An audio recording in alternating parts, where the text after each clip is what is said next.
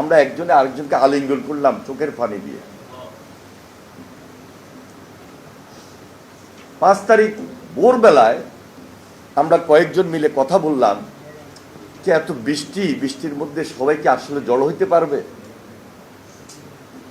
ঠিক 10:30 পৌনে 11টা যখন রৌদ্র দেখলাম, আমরা জেলখানায় বসে একটু আশার আলো পেলাম যে না, আমার ছাত্র ভাইয়েরা, দেশবাসী সবাই একত্রিত হবে এবং আজকে না হোক, আজকের কথা তো আর বলি নাই 5 তারিখে, যে কোনো সময় হাসিনার বিদায় হতেই হবে, কারণ সবাই ঐক্যবদ্ধ হচ্ছে। এবং এর আগে প্রতিদিন যেভাবে লাশের পর লাশ, খুনের পর খুন, আবার লক্ষ্মীপুরে আমি 4 তারিখে, আমার লক্ষ্মীপুরের 4 তারিখে আমি জেলখানা থেকে চুরি করে টেলিফোন করেছি যে কি হলো লক্ষ্মীপুরে। একই দিনে 13 জনের সেখানে মৃত্যু, জেলখানায় একই দিনে 13 জনের মৃত্যু। ফার্স্টে আমাদের দলীয় মানে ফ্যাসিস্টের বিরুদ্ধে যারা আন্দোলনে ছিল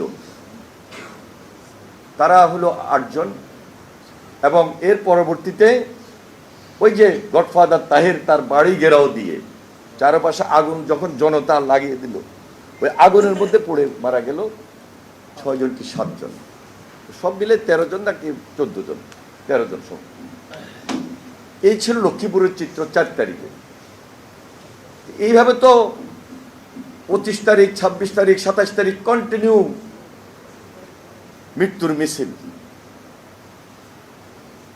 আমি এই সর্বশেষ এই কথাটা বললাম এই কারণে যে আল্লাহর হুকুম ছাড়া শেখ হাসিনার বিদায় হয় নাই। আমরা তো উসিলা, আমরা আন্দোলন করেছি দীর্ঘ 16, 17, 18 বছর। আন্দোলন করতে গিয়ে যে ব্যারিস্টার আরমানের পিতা মীর কাসেম সাহেব আমার সঙ্গে দেখা হলো সুরমাতে, গাজীপুর, কাশিমপুর। তো বললো, হ্যানি তোমার এখানে এত কাঁঠাল সুরমাতে, তুমি আমার এখানে কাঁঠাল পাঠানো একা একা খাও। আমি বলি, দেখেন আমি খুব একটা কাঁঠাল বেশি খাই না, আম পাইলে বেশি খাই। আমি তোমার জন্য আম পাঠাবো, তুমি আমার জন্য কাঁঠাল পাঠাবো।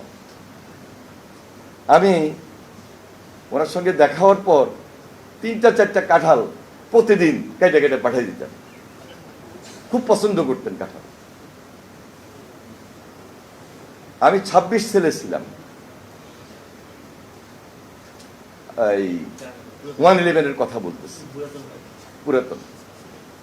ফার্স্টে ছিলাম এরশাদনগরে, যেখানে এরশাদকে রাখতো, ওটার নাম ছিল এরশাদনগর। পরে ছিলাম 26 ছেলে। তা আমাদের আজকের প্রধানমন্ত্রী জনাব তারেক রহমান তখন জেলে। তা আমরা তো তখন ওনার সঙ্গে দেখা করা তো আমাদের জন্য কঠিন ছিল, দেখা করতে দিত না।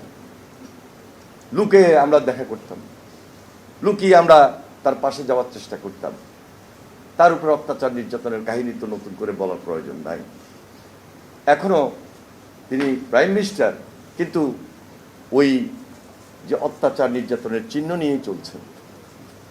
একদিন এই 26 ছেলে আমার সব সিনিয়র, তো ব্যারিস্টার মওদুদ সাহেব, কর্নেল অলি সাহেব, মির্জা আব্বাস সাহেব, সাইদি সাহেব, মতিউর রহমান নিজামী সাহেব, তারপরে আব্দুল কাদের মোল্লা সাহেব, তারপরে কামরুজ্জামান সাহেব, মুজাহিদ সাহেব, যে আরে ফিস্ট তোমাকে ব্যবস্থা করতে হবে, খাওয়া দাওয়ার একটা ভালো আয়োজন করতে হবে। তা আমি চিন্তা করলাম, এতগুলা লোক, আজকে পিন্টু সাহেব, আব্দুল সালাম পিন্টু সাহেবের দায়িত্ব দিল না, আমাকে দায়িত্ব দিল সবাই, একটা ভালো খাওয়ার ব্যবস্থা করি। তা আমি একদম জেলখানায় টাকা দিয়ে তাজা মুরগি নিয়ে আসলাম 10টা। আনার পর দেখলাম যে এই মুরগিগুলা যদি আমি আগের দিন জবাই করে রাখি তাহলে এটা পুরানো হয়ে যাবে, যেদিন ফিস্ট হবে, খাওয়া হবে, ওই দিন সকালেই জবাই হবে। তা আমি ওইখানে একটা ওই যে আমাদের দেশে যেরকম খোয়ার থাকে না মুরগি রাখার, এরকম একটা বানানোর চেষ্টা করলাম। বানায় ওইখানে বাবুর্চি শাহজাহান মনে আছে? নরসিংদী বাড়ি। তো ওকে দিয়া সব ব্যবস্থা করলাম, আইটেম সব রেডি করলাম। ওই দিন খাওয়া দাওয়া হলো, খাওয়া দাওয়া যেদিন হলো, ও এর আগে কিন্তু আমার মুক্তি হবে, পরের দিন আমি বের হবো, এই জন্য স্পেশাল খাওয়ার ব্যবস্থাটা। আমি খাওয়া দাওয়া শেষ, পরের দিন আমি বাইর হব। সন্ধ্যার পরে মতিউর রহমান নিজামী এখান থেকে ট্রান্সফার, মুজাহিদ সাহেব ট্রান্সফার, এক একজন এক এক জেলখানায় ট্রান্সফার খাওয়ার আয়োজনের জন্য। এবং আমাকে তো ওই পরের দিন রাত্রেই বিদায় দিল, মানে সবাইকে আলাদা আলাদা করে দিল। শুধু একমাত্র ছিলেন সাইদি সাহেব আর ব্যারিস্টার মওদুদ সাহেব। তো সাইদি সাহেবের সঙ্গে আমার মিল তো খুব ভালো, কারণ ওনার আমি বক্ত ছিলাম। ওনার যেহেতু ব্যয়ের বাড়ি ছিল লক্ষ্মীপুর, সেই হিসাবে আমার প্রতি তার একটা দুর্বলতা ছিল। যখন এই লক্ষ্মীপুরে তাফসিরে কোরআন হইতো, তখনই উনি আমাকে দাওয়াত করতেন, আমি সেখানে যেতাম। আর কাদের মোল্লা সাহেব তো ছিল এক্সেপশনাল।